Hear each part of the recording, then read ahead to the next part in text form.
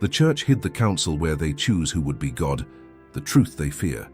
This was decided over 1700 years ago, and they never told you about it. In a closed room, a group of men sat down to decide who would be God for all of humanity. They weren't prophets, they weren't saints. They were politicians with a very clear agenda to control your faith. What you discover today can forever change the way you view God, the Bible, and everything you thought you knew about Christianity. Because there is a truth that has been kept hidden for 17 centuries, a truth so powerful that it changed the course of spiritual history for millions of people. Did you know that the sacred texts you know today were chosen by vote? Yes, as if it were a political election. Men decided which of Jesus' words were true and which should disappear forever. They decided which Gospels you could read and which were forbidden to you. Imagine for a moment that everything you were taught from childhood about divinity, about the Bible, about faith itself, was filtered by political interests. That the deepest answers about your spiritual purpose were censored before you were even born. Today you'll discover how a pagan emperor who converted to Christianity for political convenience gathered 300 bishops to decide which version of God would be official, and how that decision erased entire Gospels that spoke of a deeper, more personal, more liberating spirituality. This isn't a conspiracy theory. These are documented historical facts they'd rather you didn't know. Because when you awaken to this truth, you no longer need intermediaries to connect with the divine. You no longer depend on institutions to find God, and that terrifies them. Have you ever wondered why there are so many Christian denominations if they all supposedly follow the same Jesus? Why are there so many different interpretations of the same Bible? Why has something that should unite humanity in love caused so many wars and divisions? The answer lies in what happened in the year 325 AD, when a political council decided to create a single official version of Christianity, when teachings that were too empowering were deliberately eliminated, when texts that spoke of your direct connection to the divine were censored. The most striking thing is that many of the rejected Gospels contained older teachings than the texts that were included, texts that were possibly closer to Jesus' original words. But they were eliminated, not because they were false, but because they were too dangerous for the political powers of the time. What would you find if you read those forbidden Gospels? You would discover that Jesus taught about your inner divinity, that he spoke of the kingdom of heaven as a state of consciousness attainable in this life, that he taught you specific techniques of spiritual connection that didn't require temples or intermediaries. You would discover that his original teachings were radically empowering. They told you that you are a child of the living Father, not a sinner in need of external salvation. They taught you that you have direct access to divine wisdom, not that you are dependent on human interpretations of edited texts.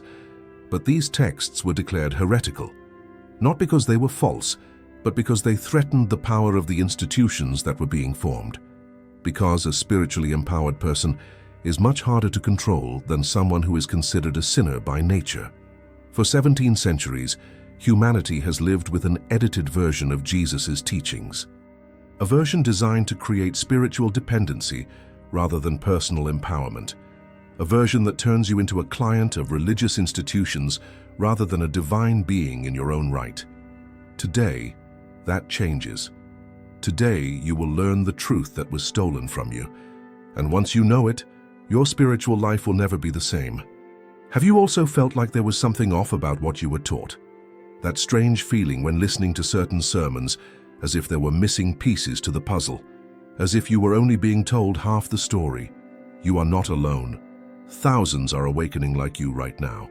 They are questioning, they are searching, they are feeling that inner call that says, there has to be something more. And they are right. There is much more. Perhaps you grew up feeling that God was distant, that you needed permission to speak to him, that your spiritual connection had to involve rituals and ceremonies that never quite filled the void in your soul. Perhaps you were told that you were a sinner by nature, that you needed external salvation, that your spiritual intuition was unreliable.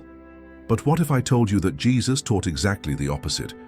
What if I told you that his original words spoke of your inner divinity, your direct connection to the Father, your innate ability to find the kingdom of heaven within yourself? These teachings exist, they're documented.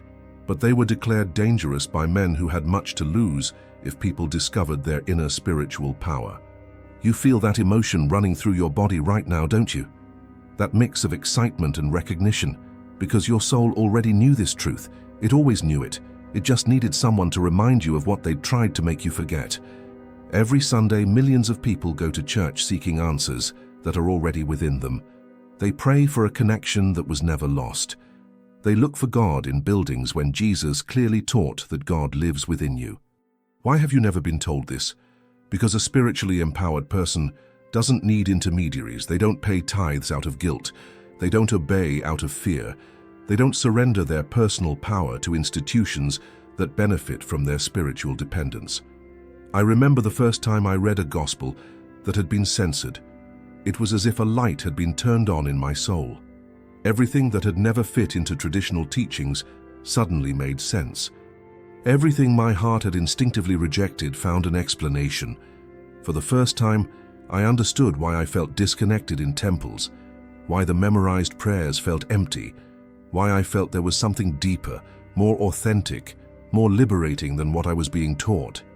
And when I started to investigate the real history of Christianity, when I discovered what really happened at the Council of Nicaea, when I realized that the texts I considered sacred had been chosen by political vote, everything changed. I didn't lose my faith, I found it. Because for the first time I was connecting with Jesus' original teachings, not with versions edited by 4th century politicians. If you feel these revelations are touching something deep within you, subscribe. Here each video is a new piece of this hidden truth. I'm not going to promise you external salvation, because you are already whole. I'm not going to sell you enlightenment courses because the wisdom you need is already within you. I'm only going to remind you of what you always knew but were taught to doubt. I'm only going to share with you the censored texts, the forbidden teachings, the truths that were hidden to keep you spiritually dependent.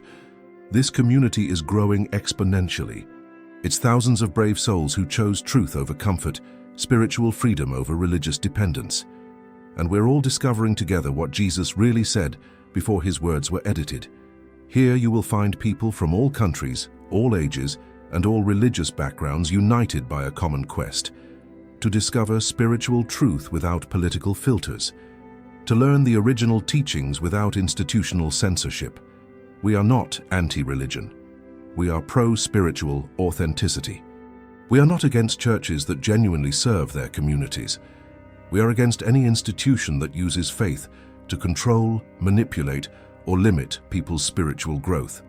Every video I publish is based on serious historical research, rediscovered ancient manuscripts, and documented archaeological evidence. They're not theories. They're historical facts that for some reason never reached your ears. And the more you investigate, the more you realize the magnitude of what was stolen from you. They didn't just take sacred texts from you. They took away your authentic relationship with the divine. They turned you from a spiritually sovereign being into a religious dependent. But today that begins to change. Today you begin to recover your rightful spiritual heritage. Today you begin to remember who you truly are beyond what you were told you were. Why did a group of men decide who God was? Who gave them the right to erase other gospels? How is it possible that sacred texts were chosen by vote, as if it were a political competition? These questions will change your perspective forever, because the answer has nothing to do with divine inspiration and everything to do with political and social control. Imagine the scene, the year 325 AD. In the city of Nicaea, 300 men gather for a council. They aren't there by divine revelation. They're there because an emperor ordered them to solve the problem of Christianity. Because yes, Christianity was seen as a problem that needed a political solution. What was the problem? There were too many versions of Christianity, too many interpretations of who Jesus was, too many gospels telling different stories, and an empire can't govern efficiently when people have diverse spiritual ideas and independent thoughts. So what did they do? They decided to create an official version of Christianity, a single permissible truth, a single set of sacred texts, a single interpretation of Christ's divinity, and everything that didn't fit into that official version would disappear. But here's the shocking part. Many of those men who voted on the nature of God had just converted to Christianity. Some had been Christians for months. Others were literally converted to attend the council. And these newly converted men decided what eternal truth was for all future humanity. Do you realize the magnitude of this? People who barely knew Jesus' teachings decided which of his words were authentic and which were false. They decided which gospels you could read and which should be burned. They decided whether Jesus was divine, human, or both. And most disturbing of all, many of these decisions were made by simple majority. Imagine if the very nature of God was decided by 151 votes to 149. Is this how spiritual truth works? By democracy among politicians? Before this council, there were Christian communities that practiced completely different teachings. There were groups that believed in reincarnation, basing themselves on Jesus' words, which were later censored. There were gospels written by women which spoke of the female role in spirituality. There were texts teaching meditation techniques and inner connection that Jesus shared privately with his closest disciples. There were communities where women led spiritual ceremonies based on Christ's direct teachings on spiritual equality. All of that disappeared at Nicaea, not because it was false, but because it didn't suit the power structure that was being built. Are you beginning to understand the magnitude of what was stolen from you? They didn't just change sacred texts. They changed your very relationship with the divine. They turned you from a spiritually sovereign being into a religious dependent, from a living temple of God into a sinner in need of external salvation. The question you need to ask yourself now is, are you ready to learn what Jesus really taught before his words were edited? Are you ready to discover who you really are beyond what you were told you were? Because Jesus' original teachings didn't make you small. They made you great. They didn't make you dependent. They made you free. They didn't teach you to seek God in external temples. They taught you to recognize that you are the temple. In the censored Gospels, Jesus isn't presented as an external savior you need to worship. He presents himself as an older brother who teaches you to remember your own inner divinity. He doesn't come to save you from your sins. He comes to remind you that you were never truly lost. These teachings were so empowering that they represented a direct threat to any institution that sought to control people's spiritual lives. That's why they were eliminated. Not because they were false, but because they were too liberating. Can you imagine how human history would have been different if these teachings had remained central to Christianity? If every person had grown up knowing that they are divine by nature, that they have direct access to spiritual wisdom, that they don't need human intermediaries to connect with God, we wouldn't have had centuries of religious wars. We wouldn't have had inquisitions. We wouldn't have had the burning of entire libraries of spiritual wisdom. We wouldn't have had the systematic persecution of mystics, healers, and independent spiritual teachers. We would have had a spiritually empowered humanity working in conscious collaboration with the divine to create a world of love, wisdom, and harmony. But it's never too late. The texts survived. The manuscripts were rediscovered, and your innate capacity for direct connection with the divine was never truly damaged. It was merely dormant by centuries of religious conditioning. The awakening is beginning. And once you know these truths, once you read these censored teachings, once you experience your own direct connection with the divine, you can no longer pretend you don't know. The year is 325 AD. The place, Nicaea, a city we know today as Iznik in Turkey. The Roman Emperor Constantine, who had converted to Christianity just 12 years earlier, is facing a massive political problem. Christianity is expanding, but it is divided into multiple currents that threaten the unity of his empire. Constantine wasn't a theologian. He was a brilliant political strategist who understood something fundamental. To control an empire, you need to control people's beliefs. And Christianity, with its multiple interpretations, represented a spiritual chaos that could translate into social chaos. He then summoned all the bishops of the empire to resolve once and for all what true Christianity was.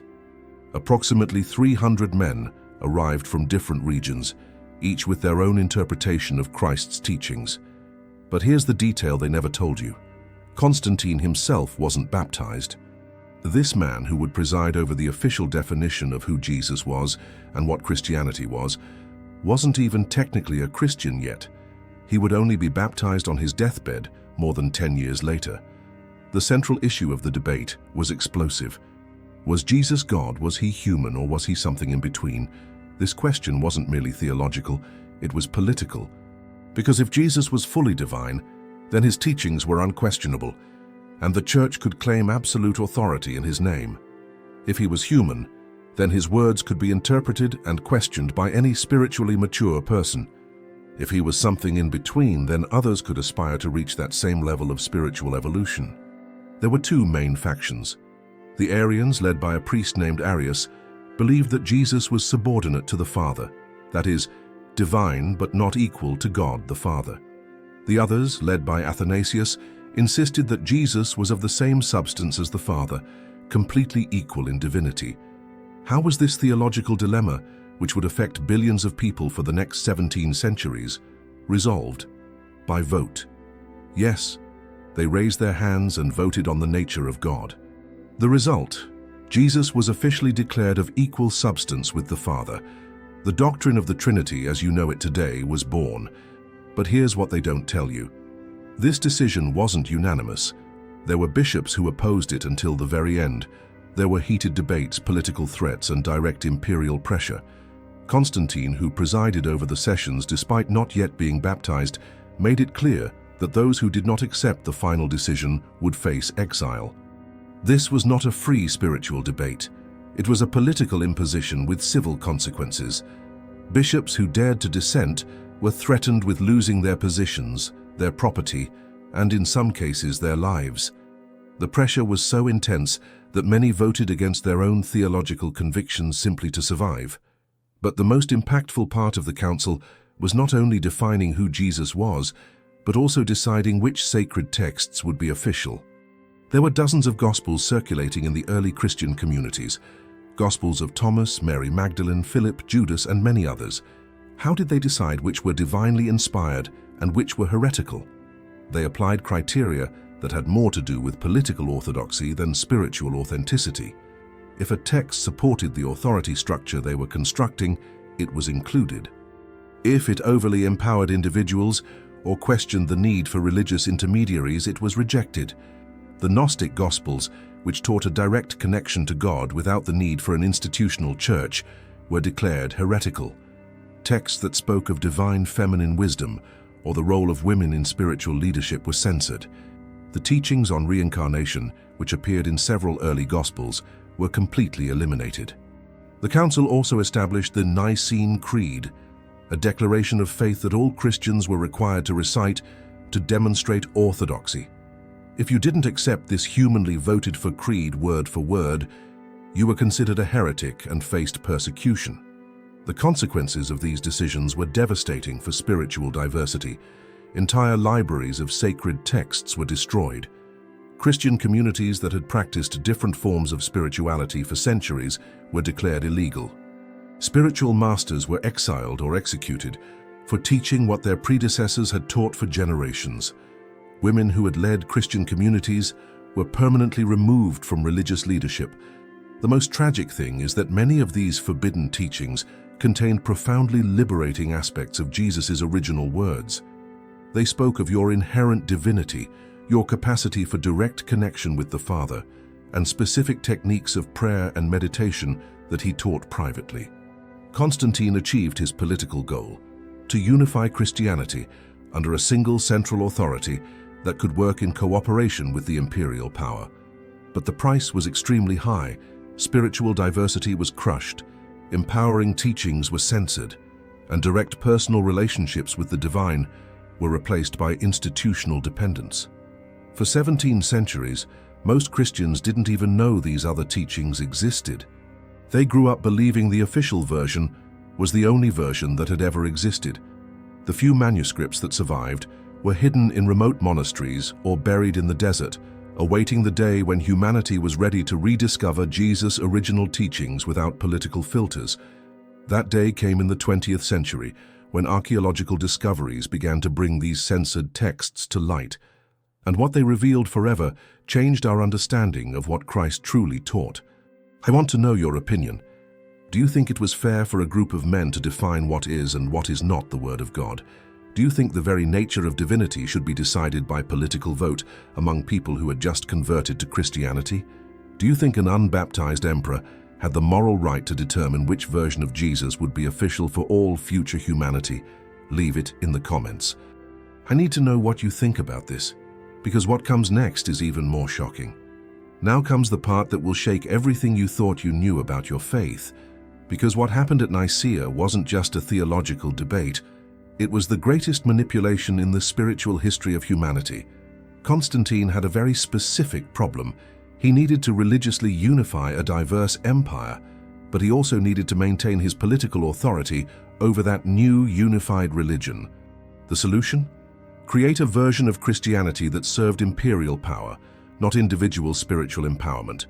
They decided for you, for me, and for millions of others who hadn't even been born, who deserved to be worshipped, and who should be forgotten. They decided which aspects of divinity were safe for the common people to know, and which were too dangerous for social stability. Why was it so important to Constantine that Jesus be declared fully divine and equal to the Father?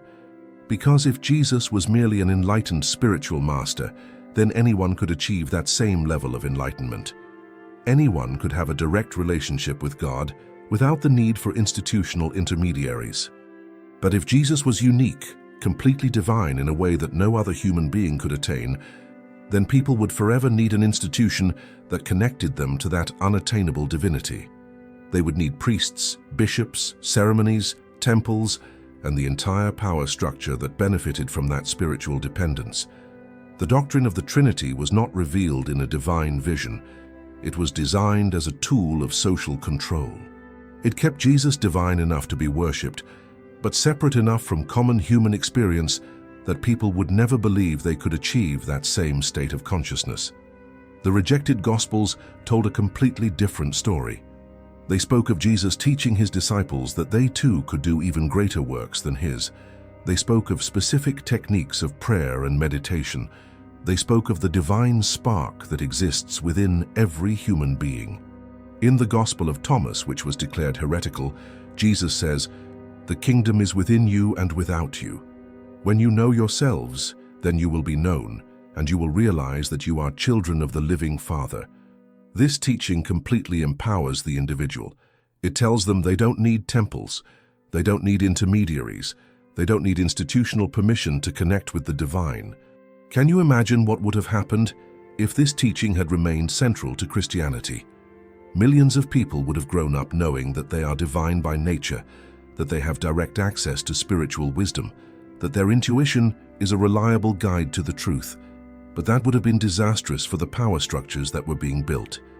A spiritually empowered population is much harder to control than one that considers itself sinful by nature and dependent on external salvation. That's why they also eliminated any teaching about reincarnation. Because if people believe they have multiple lives to evolve spiritually, they don't live in constant fear of eternal damnation. They don't easily submit to religious authorities who promise to be their only salvation. Constantine's role in all this is absolutely revealing. This man, who had worshipped the sun god his entire adult life, who converted to Christianity for purely political reasons, who wasn't even baptized until he was on his deathbed, became the chief architect of what you know today as Orthodox Christianity. Don't you find it strange that a pagan politician had more influence in defining your faith than Jesus' own direct disciples?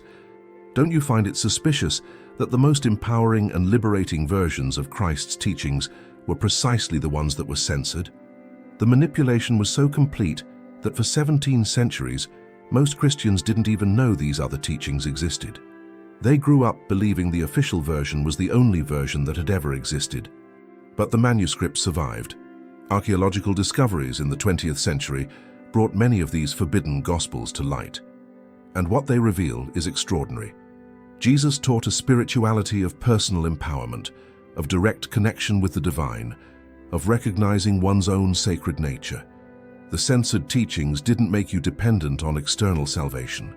They taught you that you are already complete, that you are already divine, that you just need to awaken to the reality that was always yours.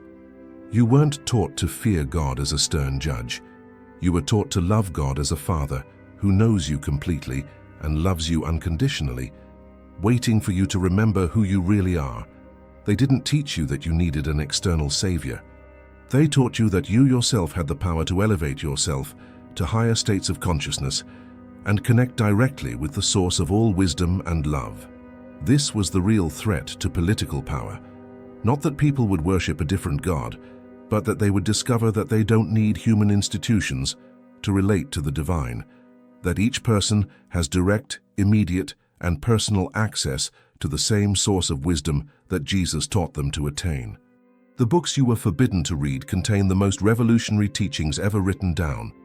They were censored, not because they were false, but because they were too true, too liberating, too dangerous for the structures of control that were being established. The Gospel of Thomas, discovered in 1945 in Nag Hammadi, contains 114 sayings of Jesus that never appeared in the official Gospels. Many scholars believe this text may be older than the canonical Gospels, meaning we may be closer to Jesus' original words. In this forbidden Gospel, Jesus says, "If those who guide you say, 'See, the kingdom is in heaven,' then the birds of the sky will precede you. If they say, 'It is in the sea,' then the fish will precede you. Rather, the kingdom is within you, and it is outside you." Do you realize how radical this teaching is? Jesus is saying directly that you don't need to seek the kingdom in external places, in temples, in ceremonies, in institutions. It's within you. It's always been there. The Gospel of Mary Magdalene, another forbidden text, presents Mary not as a repentant prostitute, but as Jesus' closest disciple, the one who best understood his deepest spiritual teachings. In this Gospel, Jesus teaches her specific techniques for elevating her consciousness, and she shares them with the other disciples. But Peter gets angry and asks, "Did he speak privately to a woman and not openly to us? Are we going to turn around and listen to her? Did he prefer her to us?"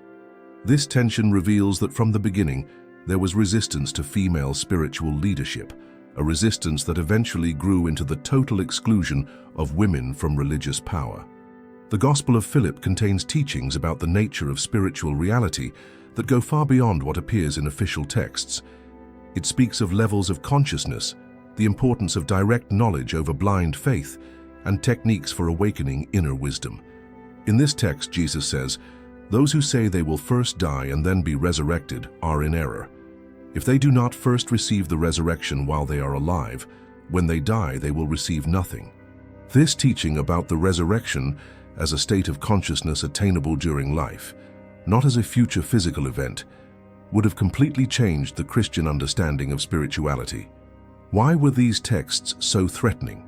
Because they taught that you have the power, that you don't need to wait for death to experience the divine, that you don't need intermediaries to access spiritual wisdom, that your connection with God is direct, immediate, and cannot be controlled by any external institution. The institutional fear of losing spiritual control was so great that they not only banned these texts, but ordered their systematic destruction. Entire libraries were burned. People were tortured and executed for possessing copies of these Gospels.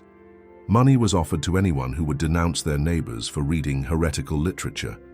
Imagine living in a time where reading Jesus' words could cost you your life, depending on which version of his words you were reading, where the same message that in one gospel made you a saint, in another gospel made you a heretic worthy of death. For centuries, these texts survived only in secret copies, hidden in remote monasteries or buried in ceramic jars in the desert. The people who preserved them risked everything, because they knew they contained spiritual truths that humanity needed to know. When they were finally rediscovered in the 20th century, they sparked a quiet revolution in biblical studies. Scholars began to understand that early Christianity was far more diverse, far more mystical, far more empowering than the official versions had suggested. But how many ordinary people know this? How many people who go to church every Sunday have ever heard of the Gospel of Thomas?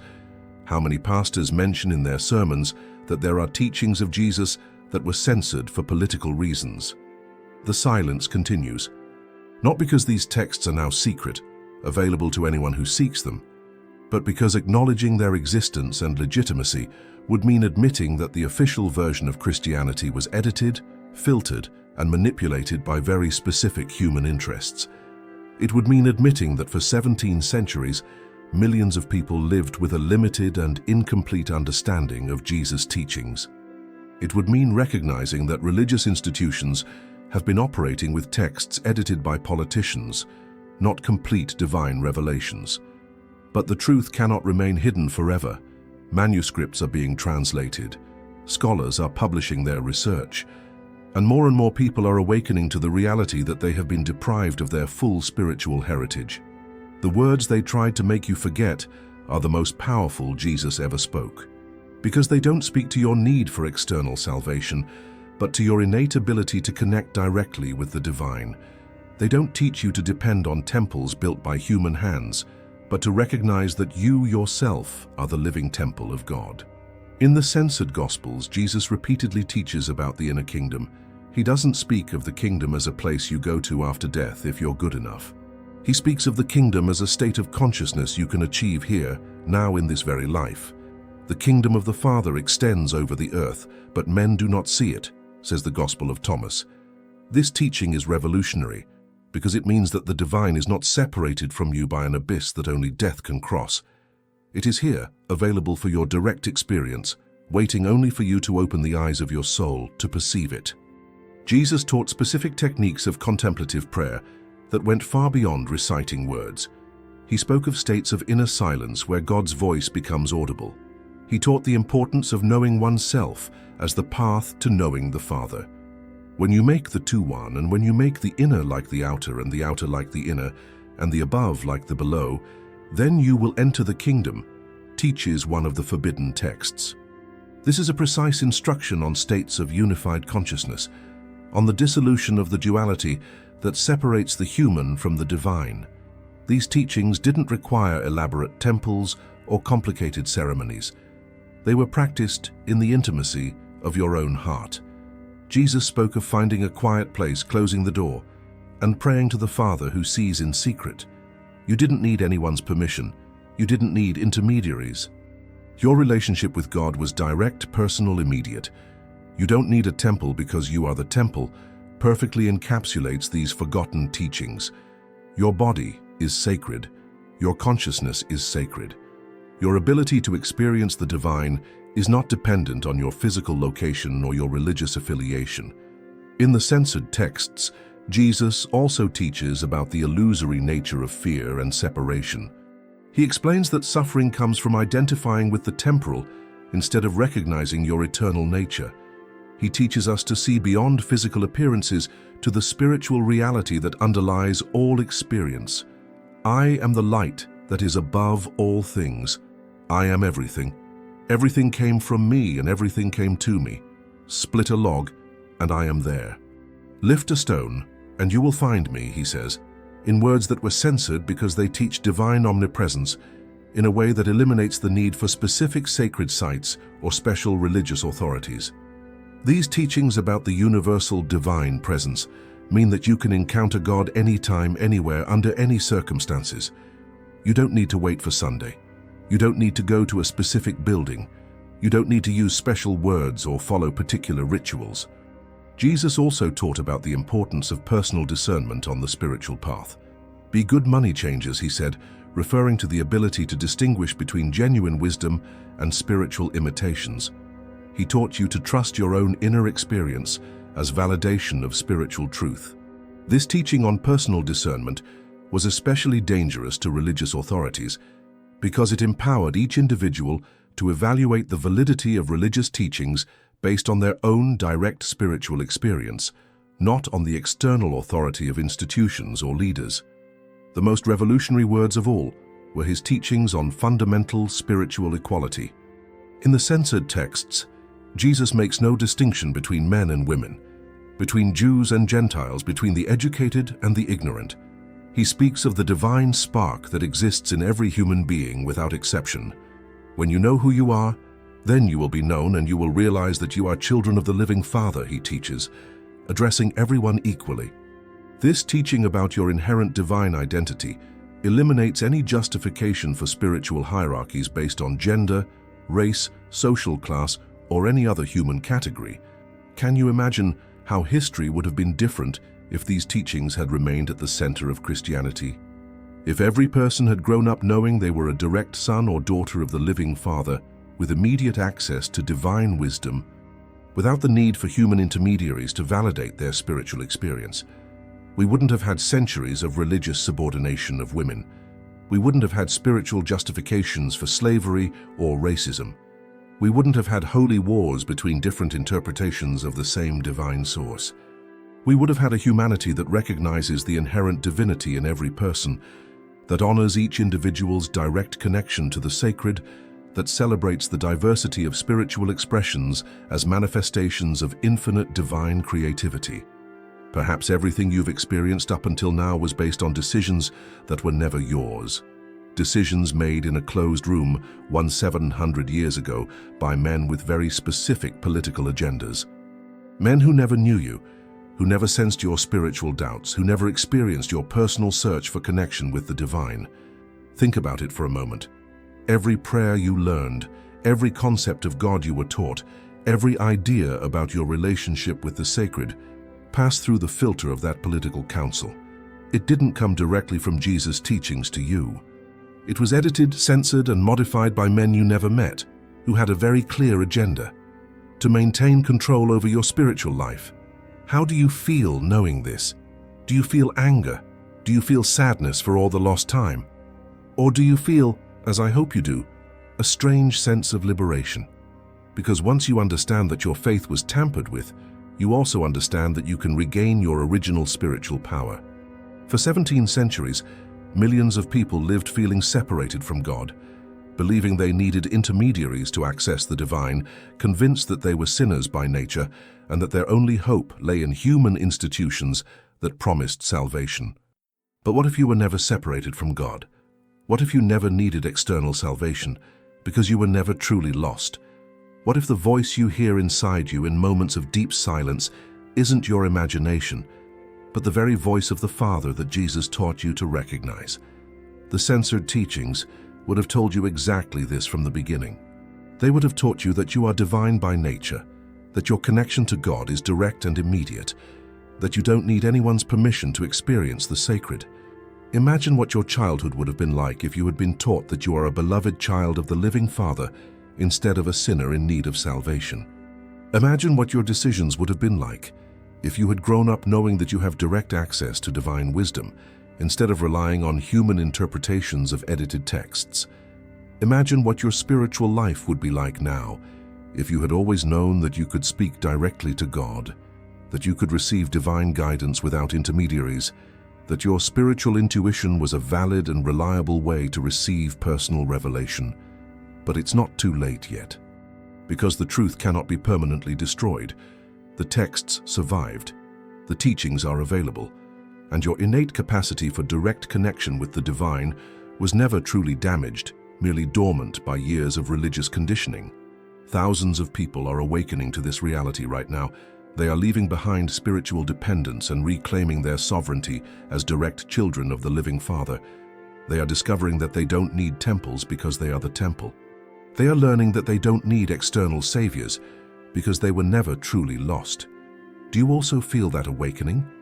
Do you feel that mixture of indignation at having been deceived and excitement at finally knowing the truth? Do you feel like something inside you always knew there was more, that there were deeper teachings, that there was a more direct connection with the divine?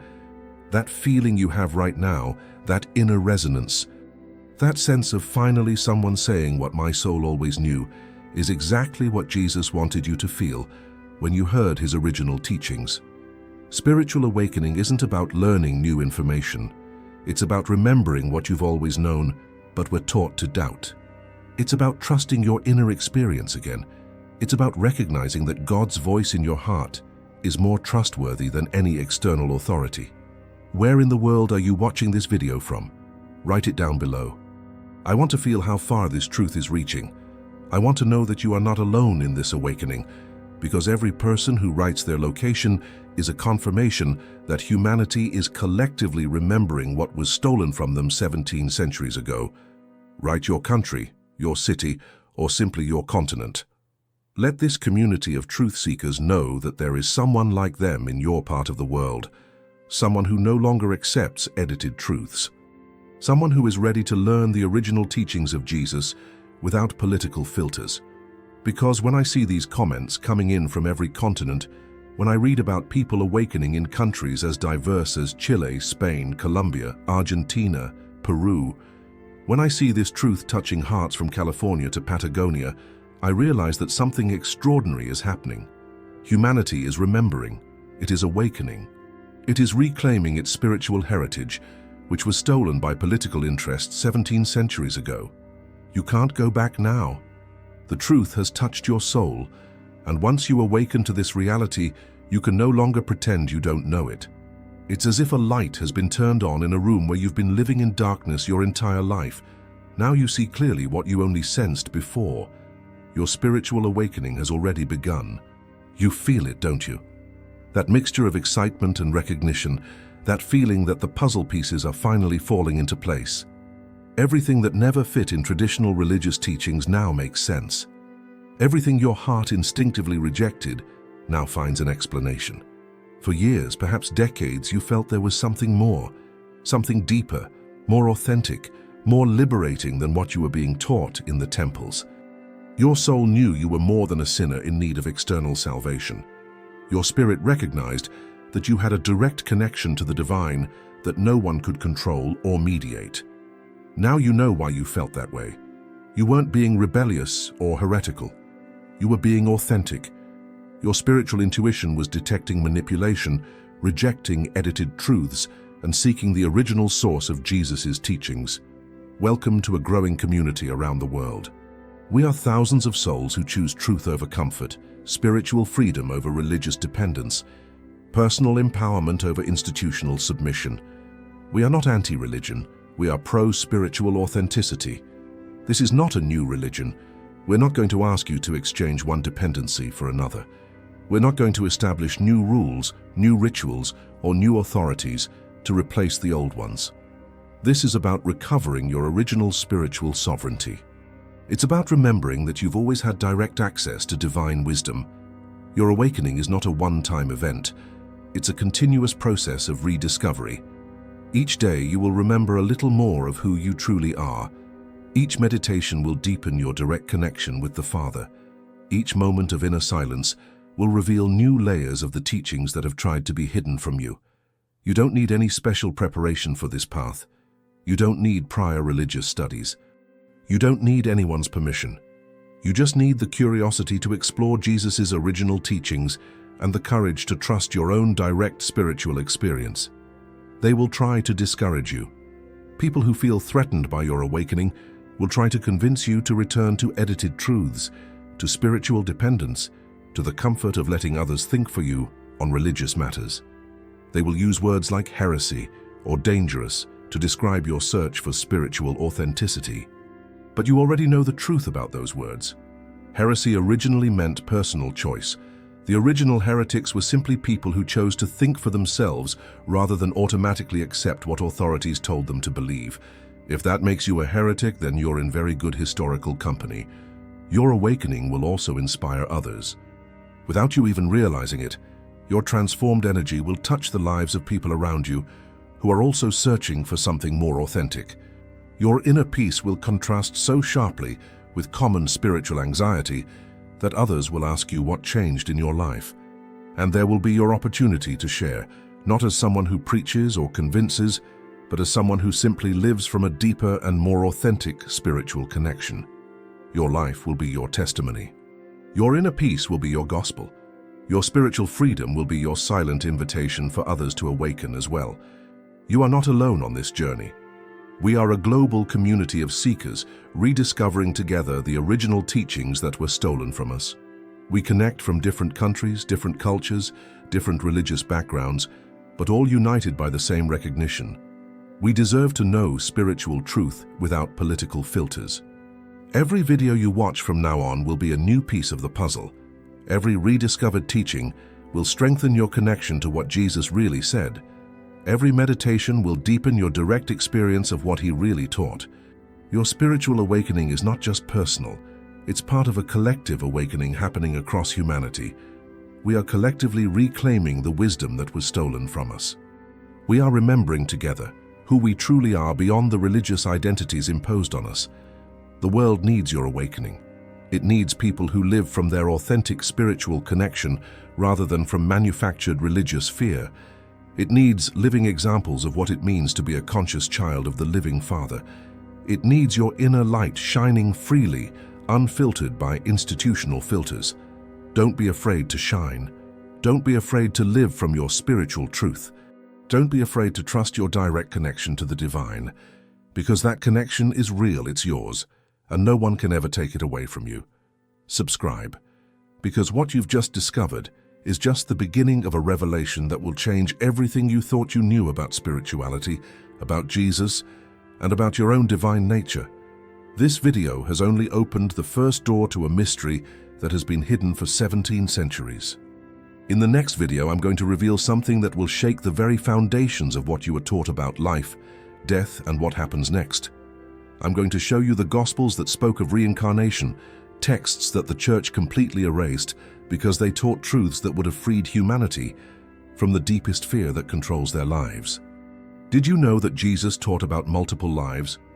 Did you know that there were entire Gospels dedicated to explaining how the soul evolves through different incarnations until it reaches perfect union with the Father? Did you know that these teachings were censored not because they were false, but because they eliminated the Church's power to control people through fear of eternal damnation?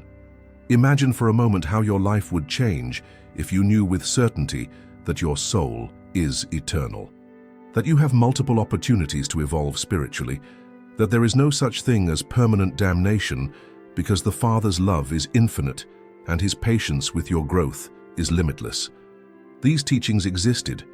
They were in Gospels circulating in early Christian communities.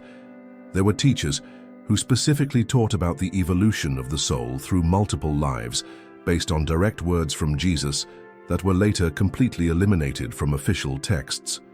In 553, at the Second Council of Constantinople, the Church officially anathematized, that is, cursed and forever banned, any teaching about the pre-existence of the soul.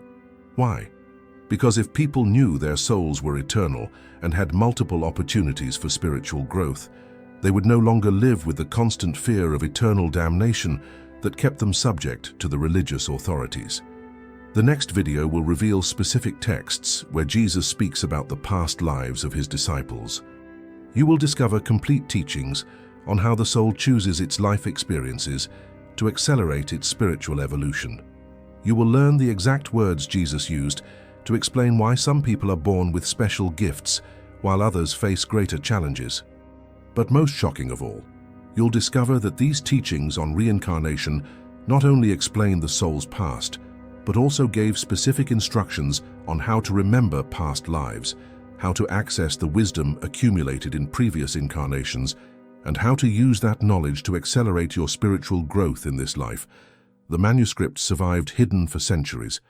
Archaeological discoveries in the 20th century brought fragments of these forbidden Gospels to light.